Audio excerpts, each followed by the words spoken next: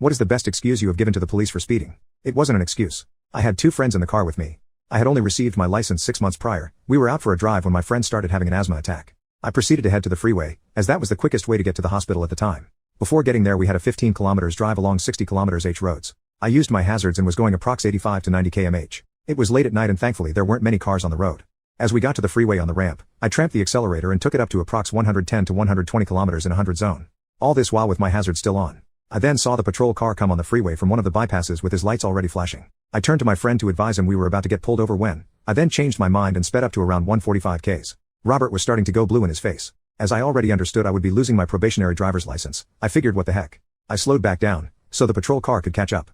Despite his best efforts, I kept waving for the officer to come up beside the car. Once he got there, I said I would give myself up once we got to the hospital. Could he please escort us as my Robert was having an asthma attack and going blue in his face. His partner shone his torch into the car, and then proceeded to say something to him and yelled at us to follow them. We were still approx 10 km from the hospital.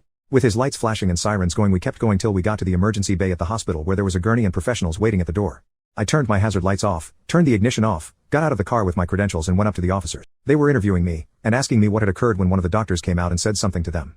One of the officers came to me and said, "That was a very careless, honorable and brave thing you did. We do have to give you a ticket.